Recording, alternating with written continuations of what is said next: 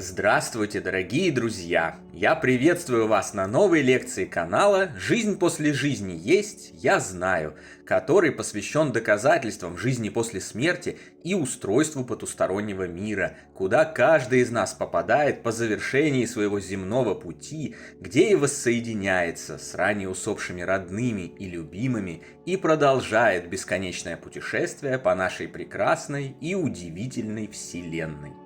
Сегодня я в очередной раз успокою вас, мои дорогие друзья, и отвечу на беспокоящий многих вопрос, касающийся связи с их умершими родными и любимыми. Разнообразные хейтеры часто упрекают меня, что я говорю лишь то, что люди хотят услышать. Но те, кто смотрит, слушает и читает нас давно, те знают, что это не так.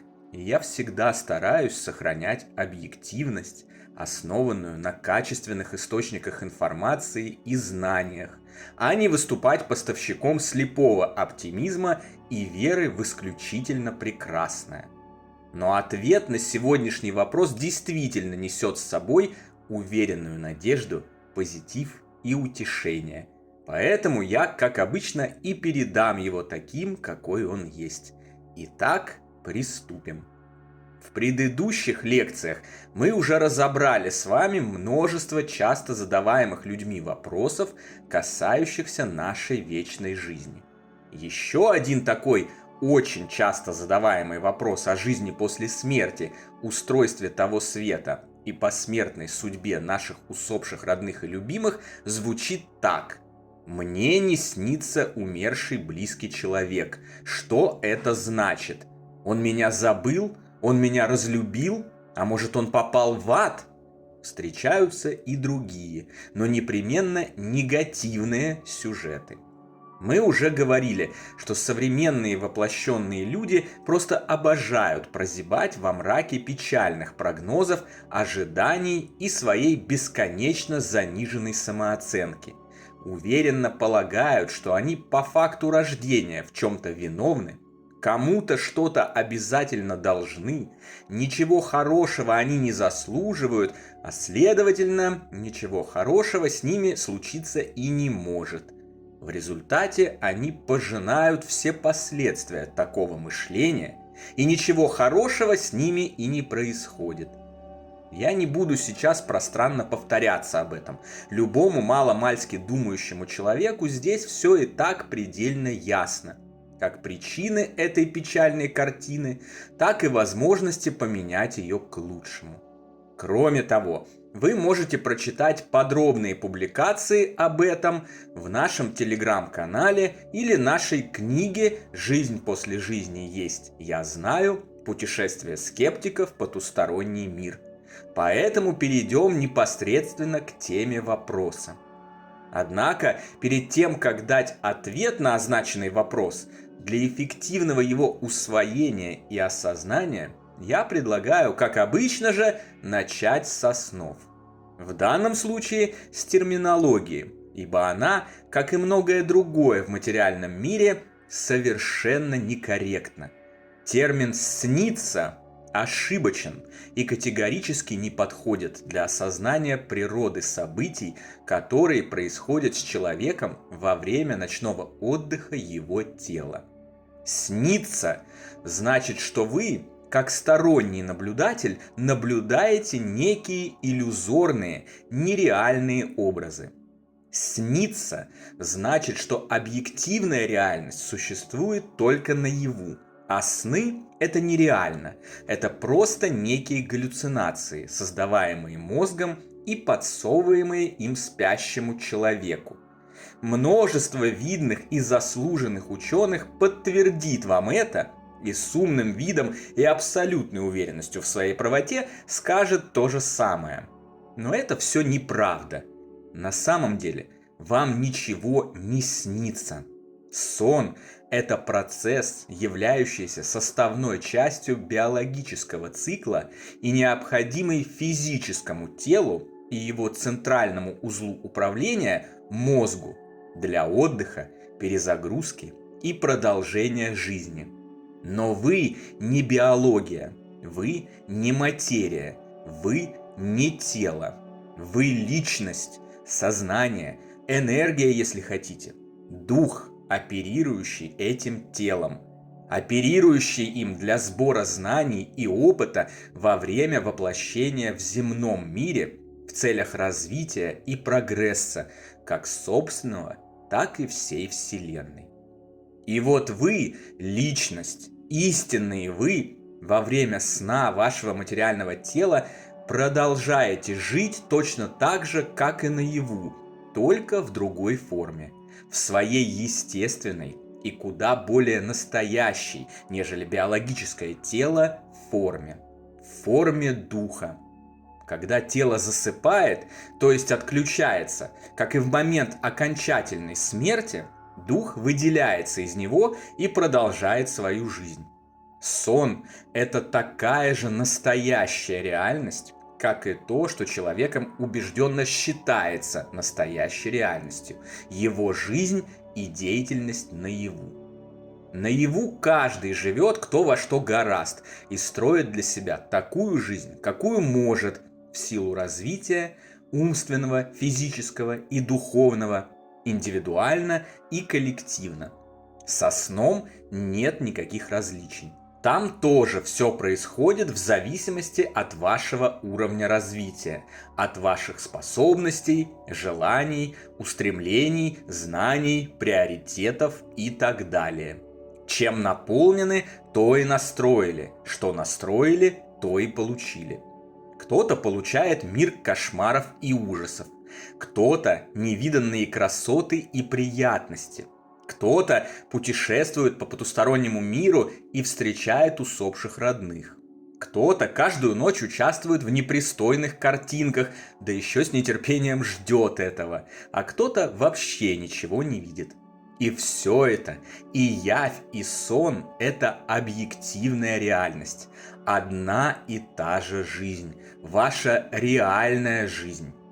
Чтобы было понятно, смена формы бытия наяву и во сне – это примерно как у некоторых состоятельных ребят есть два разных автомобиля – для будних дней и для выходных. В будни по городу они ездят на седанах, в выходные же пересаживаются на внедорожники и отправляются на природу. Машина другая, но водитель тот же, он никак не поменялся. То же самое и со сном. Во сне и наяву вы все та же личность, все тот же дух, пересаживающийся в кавычках из одного тела в другое. Меняется только окружение, условия, расширяются, но не отменяются некоторые физические законы. Однако вы остаетесь прежним и живете все ту же свою вечную жизнь. Уверен, теперь мне даже не обязательно отвечать на вопрос, вынесенный в заголовок лекции. Вы сами уже готовы все понять и ответить на него. Если ваш умерший муж, ребенок, брат, родитель или любой другой близкий человек не приходит к вам во сне, тому может быть миллион причин и совершенно не обязательно связанных с чем-то плохим. Может, вы время сна проводите в своем собственном мирке, творимом вашим сознанием, и никто другой просто не в курсе, что вы там. Может, вы закрыли его от других своим горем, отчаянием и прочими негативными эманациями. А может, умершие и приходят, только вы не можете этого запомнить, так как память духовной формы существования складируется в духовные же хранилища памяти, доступ к которым для большинства живущих закрыт или сильно ограничен. Прислушивайтесь к интуитивным ощущениям.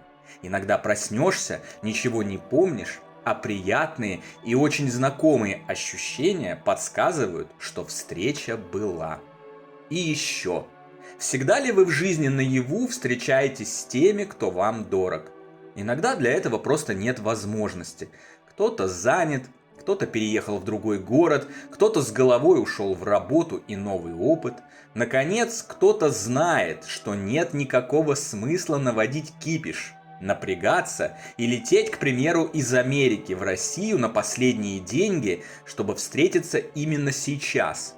Потому что известно, что вы сами скоро прилетите в Америку, билеты уже взяты на следующий месяц, и как следствие вы обязательно встретитесь.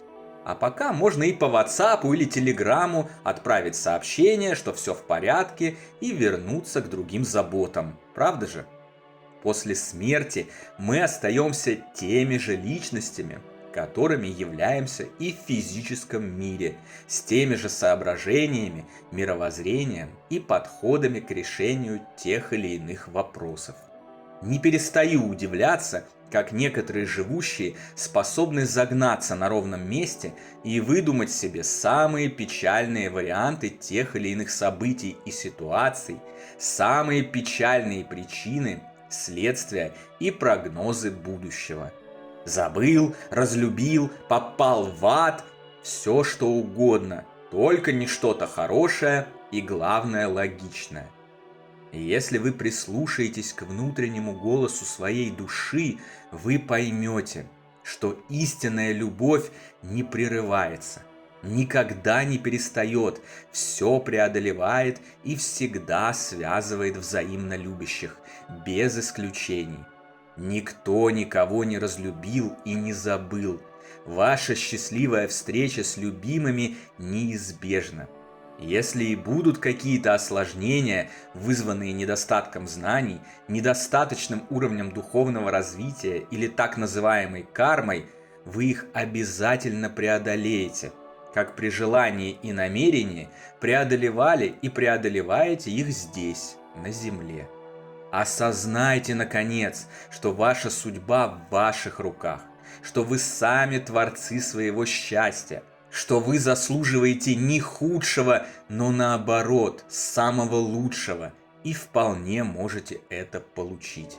Что ничего плохого не случится, что впереди только прекрасная жизнь, новые встречи с вашими любимыми и захватывающие приключения на пути вашего вечного существования, под защитой наших старших духовных товарищей, под присмотром любящего Бога, дающего вам все инструменты и возможности для того, чтобы вы пребывали в изобилии, постоянном счастье, всепоглощающем свете и бесконечной любви.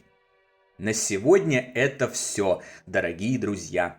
Дополнительную интересную и полезную информацию за пределами лекций, ответы на ваши вопросы о жизни после смерти в целом и по этой лекции в частности, а также познавательные статьи о потустороннем мире вы найдете в нашем телеграм-канале. Ссылка на него, как всегда, в описании видео и на экране. Добро пожаловать! Встречаемся на новой лекции здесь же, на нашем YouTube-канале. А пока всего вам самого лучшего, волшебного и замечательного.